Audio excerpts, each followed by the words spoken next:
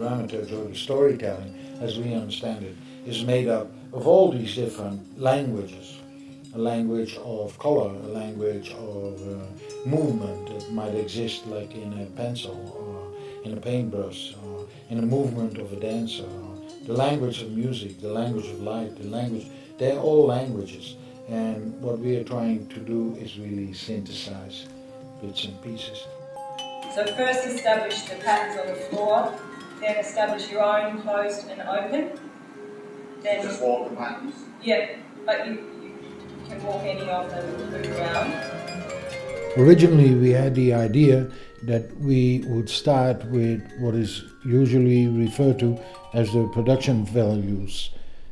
Production values in terms of the technical organization of the theatrical space in which we would present our work in progress. We wanted to use projections and that we wanted to use specific lights in relationship to the development of the play.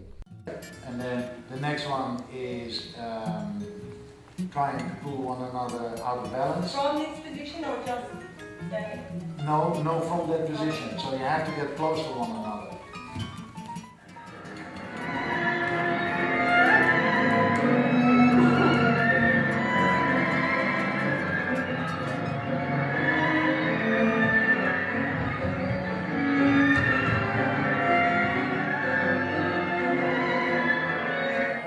How do you represent this?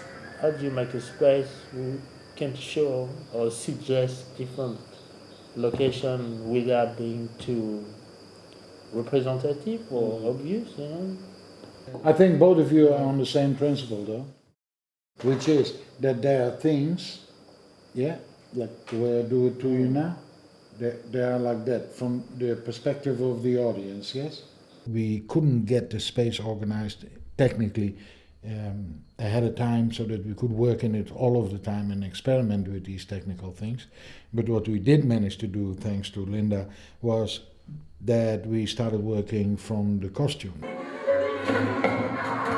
Well, I started with a pot of indigo for this, for people to accept that I'm not giving them a whole set of drawings of, hey, this is the costumes, they will look like this, and here's pinned little pieces of cloth on it and they've got names and things like that. We start off with just cloth on the floor and then that rises up and flows into costumes on people and wrapped around their bodies, which that's how I've always loved to work. 48 laws governing life on Earth thereby depicts, of course, that life there is rather mechanical. Come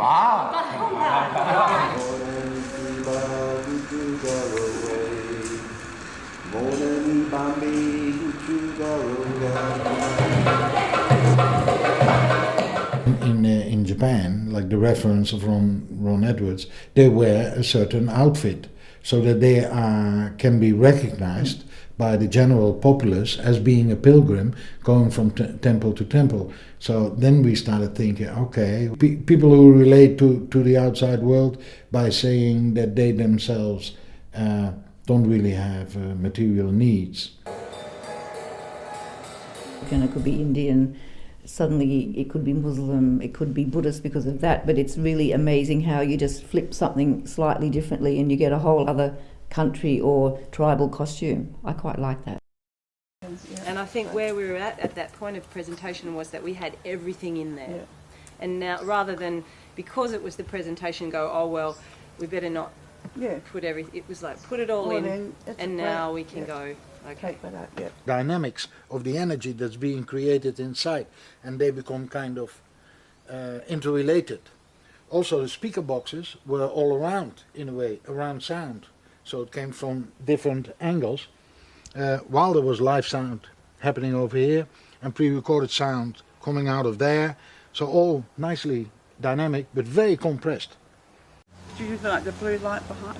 Yeah, that's changed all the time. That's nice, yeah. I like that. And that matches in with that. That was all the chakra. Yeah, the chakras in that.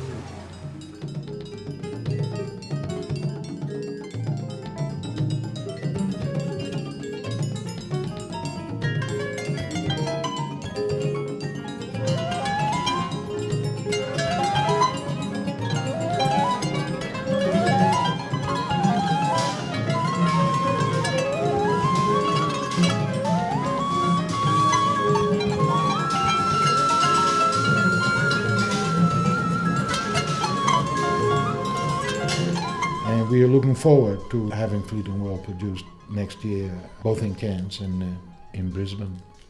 We hope that we can keep everybody on board and that everybody is prepared and able and willing to continue to put their energy in it so it can be the best it can possibly become.